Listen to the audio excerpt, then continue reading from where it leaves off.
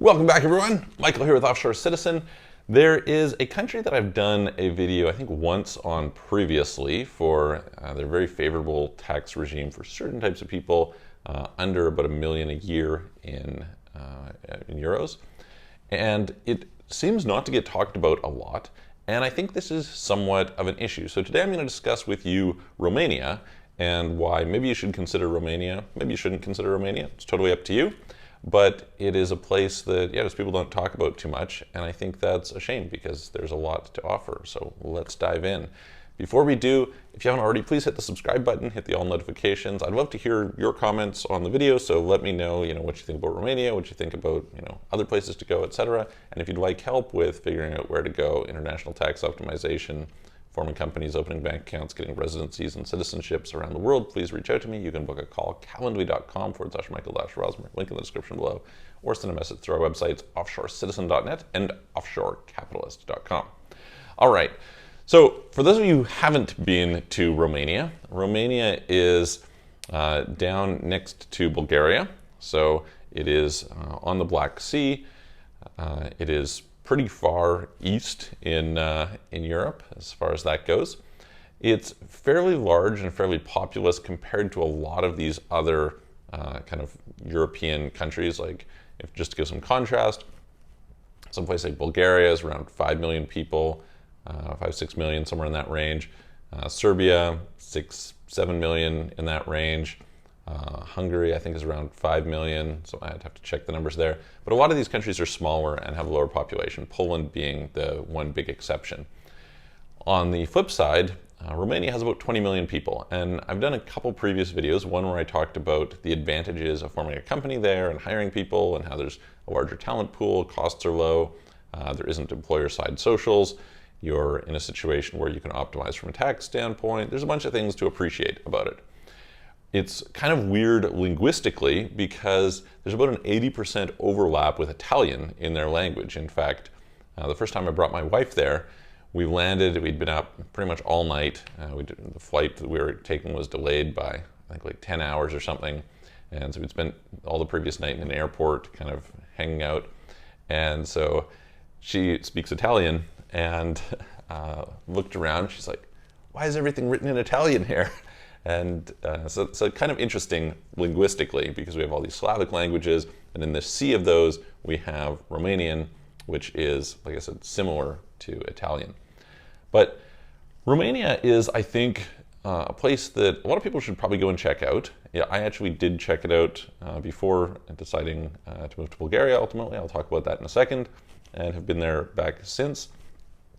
I had some friends for quite some time who had told me it was one of their favorite places, and they'd traveled to a bunch of different areas. I recently was talking to a client who mentioned they had a friend who'd gone there and fell in love with it.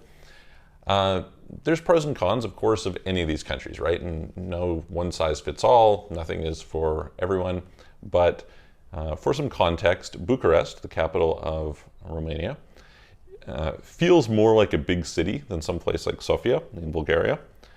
Certainly there's a higher population, it seems to offer more, etc.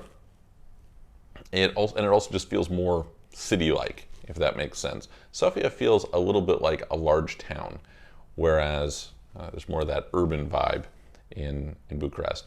I find that typically Bucharest is a little ahead in terms of, say, for example, some of the organic food trends and things like that, which is great. They have a great nightlife. In general, I would say, these areas, for people who are interested in nightlife, I mean, Ukraine, Bulgaria, Serbia, Romania, quite known for it. They have, great clubs and, their own artists, etc. So it's a cool place to go from that standpoint. I had friends who, before I ever went there, would comment on the attractiveness of Romanian women, and so there's that. It's a relatively good tax environment. Like I said, for most people, you can probably set yourself up so that you're in kind of a 1 to 3% base tax rate corporately, and then maybe 5% over and above that for personal. So you're talking about, kind of the 6 to 8% tax range. For a lot of people, you can end up at that level. Now, there can be some annoying things in dealing with the tax department and banking, but there's some things you can do to work around that. So that's all something that you can deal with. There are some nuances of when you register a company and you need to be VAT, you reach the kind of the VAT threshold, then there's some things to do with where you have to have your registered office and things like that. But again, pretty easy to navigate. Not a great place to go and get a job because wages are typically quite low there. But on the other hand, if you're an entrepreneur or something like that, hey, look, it can be quite good as a place to hire people. And there's a lot of talent. I've had some people who are used to hiring tech people and have commented that this has been a great place for them. There's a joke that Romanian is the second official language in Microsoft. It's not actually accurate, but it's pretty. It demonstrates the extent to which you've had major tech companies set up there. The infrastructure in terms of, say, internet speeds is excellent. At one point in time, I think Romania had the fastest internet speeds in Europe, which kind of, again, gives you some context. Infrastructure is not amazing. I would say in a bunch of regards, it's better than you will get in some place like Bulgaria. But in general, not amazing. By infrastructure, I'm really referring to like airports, roads, etc. So the Bucharest airport is bigger, offers more, etc. than the Sofia airport, which is pretty small. The roads, like if you drive around in Bucharest, you're gonna it's a former Soviet country. So former Soviet countries typically have a lot of kind of old rundown buildings and things like this.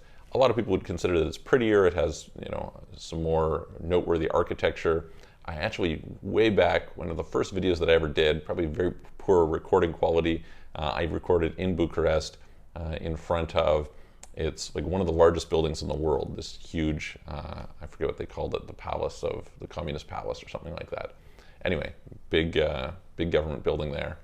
Quite a number of options in terms of food. There's a really famous like spa type place in Bucharest. But then we can step and we can look beyond Bucharest.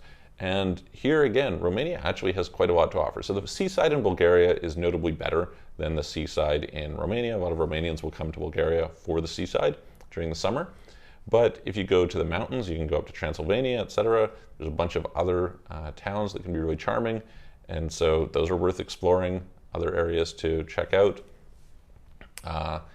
As I recall, there's Uber in Bucharest, whereas there isn't in, again, someplace like Bulgaria. So that makes it a little bit easier to get around, etc. But generally, it's a place that I think is worth checking out.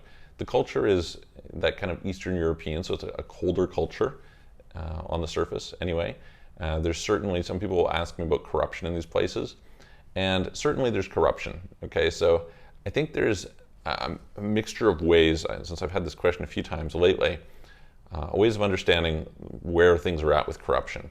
And that is, most people who are going to tell you about corruption in places like Romania, Bulgaria, etc., are operating from a little bit older information. So in other words, during like the 90s, absolutely horrific, right? Like really, really bad. Today, is there corruption? Yeah, there's still corruption, of course, especially I would say at higher government levels. On the flip side, the corruption is definitely not as widespread and likely isn't going to affect common people.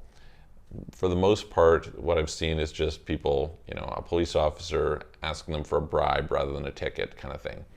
And so you get a little bit of that direction. But by and large, corruption is not likely to affect you as a day-to-day resident. Banking is doable in Romania. I would say actually easier than it is in Bulgaria. Somebody asked me whether it's crypto friendly. I definitely wouldn't say that it's crypto friendly. I wouldn't say it's terrible for crypto, but certainly not great in that regard.